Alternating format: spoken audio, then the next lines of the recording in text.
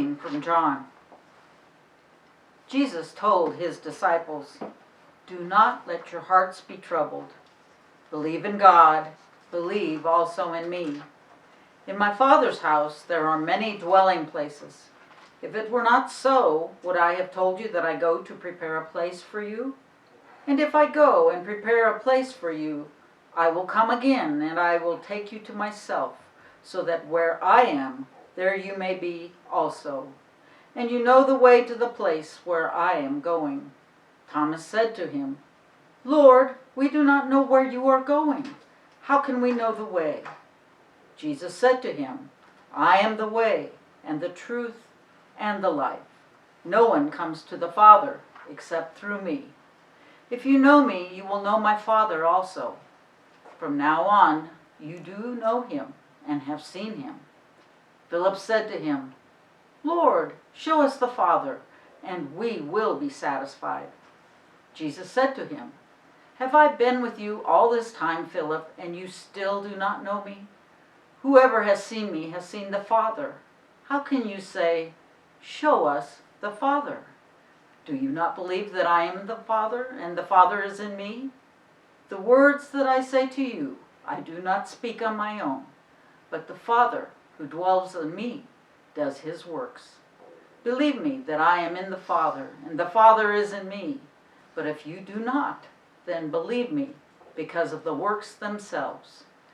Very truly I tell you, the one who believes in me will also do the works that I do, and in fact will do greater works than these, because I am going to the Father. I will do whatever you ask in my name, so that the Father may be glorified in the Son. If in my name you ask me for anything, I will do it." The word of the Lord. Thanks be to God.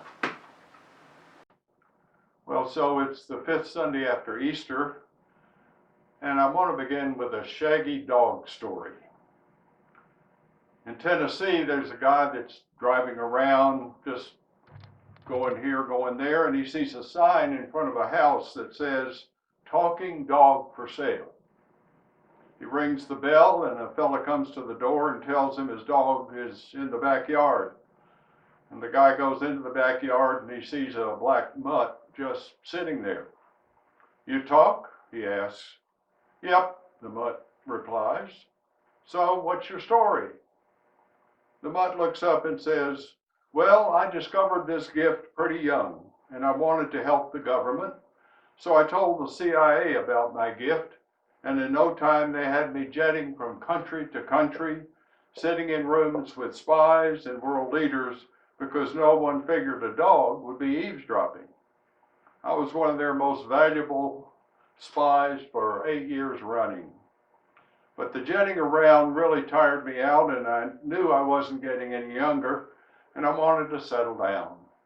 So I signed up for a job at the airport to do some undercover security work, mostly wandering near suspicious characters and listening in. I uncovered some incredible dealings there and was awarded a batch of medals. Along the way, I had a wife, a mess of puppies, and unfortunately a divorce, and now I'm just retired. Well, the guy is amazed. He goes back around and asks the owner what he wants for the dog. The owner says, $10. The guy says, "This dog is amazing. Why on earth are you selling him, and so cheaply?" The owner replies, "Why am I selling him so cheap? That dog is such a liar. He didn't do any of that stuff he told you about.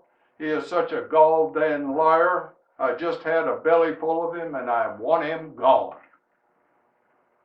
So one of the very central things about a good shaggy dog story is that it always ends up in some very, or at least somewhat unexpected way. It has a funny twist at the end, and we would never have expected it. We are blithely carried along with the story, then before we know it, we're dumped out in an unexpectedly farcical or witty place.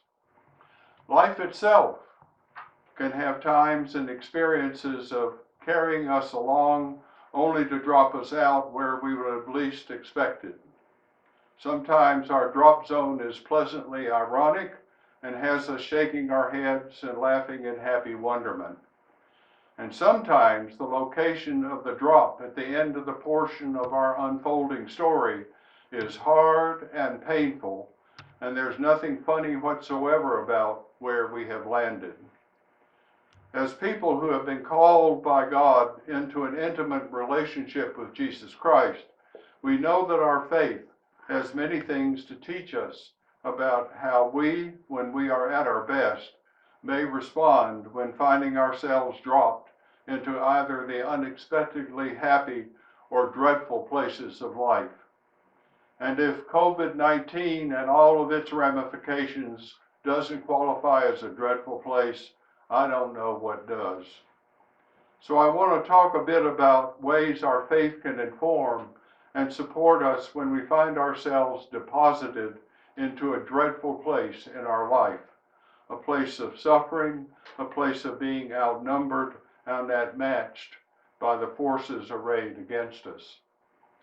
And I want to start talking about this by recalling to everyone's mind that axiom of axioms, that when things are going badly, all we need to do is to remember that God never gives us more to bear than we are able to carry. Your life's in the pits. Just remember, God never puts more of a burden on you or anybody than that person has the strength to carry. You've been dealt a blow that sent you reeling and rocking. Wait. Well, it's really not as bad as it seems, because God sees to it that our burdens and our ability to shoulder them balance each other out. The positive message here is that when visited by great trouble, we can be assured that God has blessed us with more fortitude and resources than we ever knew. So if we can only locate and bring forth from their hidden place within us that fortitude and resources that we'd not known was there, we will prevail over the forces which have us under attack. And sometimes it's as simple as that.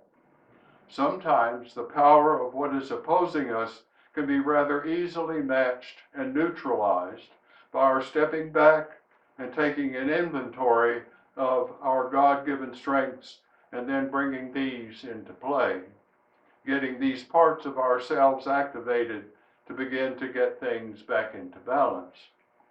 Sometimes, either on our own or with some good help from other people, what God has already provided us in our life is sufficient, and without any particular need to change who we are, we can continue on through our adversarial situation and out to the other side using our rediscovered and recovered assets of mind and spirit. But it's not always as simple as that, and it is certainly not when we are up against a truly huge and terrifying adversary like COVID-19. In such a case, advocating for ourselves or another the axiom of axioms is at best dismissive and at worst cruel. It's like the story if we're sitting on the park bench, our head buried in our hands, emitting sobs of great despair, and someone comes along and says to us, "Cheer up, things could be worse." And we cheered up, and sure enough, things got worse. The problem with reminding ourselves or someone else that the remedy for the load of hurt and pain weighing us down is simply to recall as often as needed that God doesn't give us more of a burden than we're able to carry.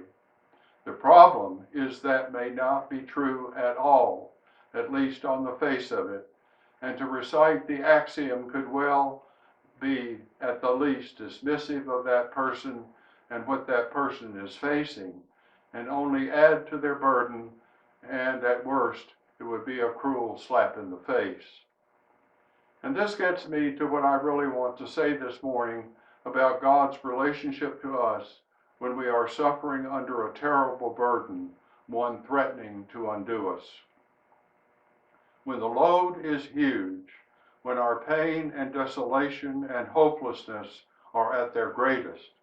For resolution and return to balance to happen, we will not be allowed to continue on being the person we have been up until then. God will not allow it.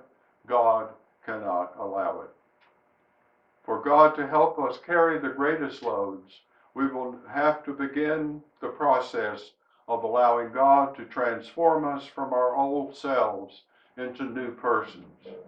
We will have to invite God into our lives in such a way that His love will change that about us, which, in one way or another, contributed to our being overburdened, at least the experience of it. In extreme situations, for it to be true that God doesn't give us a greater burden than we can carry, brings with it the mandatory requirement that we be changed, that we be renewed, that we be reconstructed more and more closely into the likeness of Christ. In extreme situations, we especially need to remember that the central core bedrock truth about our faith and life as Christians is one of death and resurrection, death and resurrection, death and resurrection, over and over again, as often as it takes for us to become as complete and whole as God intended us to be when He thought us up. We can be greatly relieved when the axiom of axioms, God never gives us more to bear than we can carry, when that applies right readily and easily to a situation facing us or someone we care about. We can justifiably breathe a sigh of relief when the adversary facing and threatening us is, whatever it is, can be effectively met by us with a minimum of effort and requirement that we change who we are. But for the axiom of axioms to apply to the greatest burdens and most threatening adversaries which come into our lives, nothing short of a major shift will be necessary. The death of this attitude or self-concept, the demise of this prejudice or that incorrect perception, when what is facing us is huge, for God to be the saving help He desires to be, there will be the necessary loss, the necessary death of whatever it is about us that stands in the way of God helping us. So, a concluding comment. God never gives us more to bear than we can carry. If something troubling or downright painful is going on in your life that has such weight and moment for you that you hear this as dismissing you and your hurt, or you hear this as cruel because you are sure God has indeed and in fact given you more to bear than you can carry, if this describes you and your situation, then turn the axiom around a bit and add 3 little words, as I am. Say to yourself, God has given me more to bear than I can carry, as I am. God has given me more to bear than I can carry, as I presently am.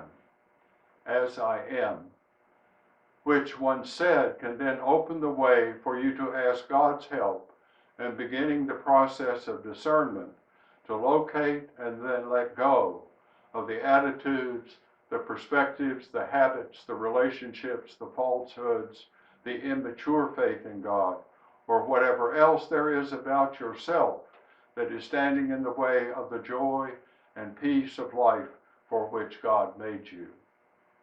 It is true that God never gives us more to bear than we can carry, but, and God being our helper, for this to be true for any of us in certain circumstances, we may well have to undergo change in who we are. Amen.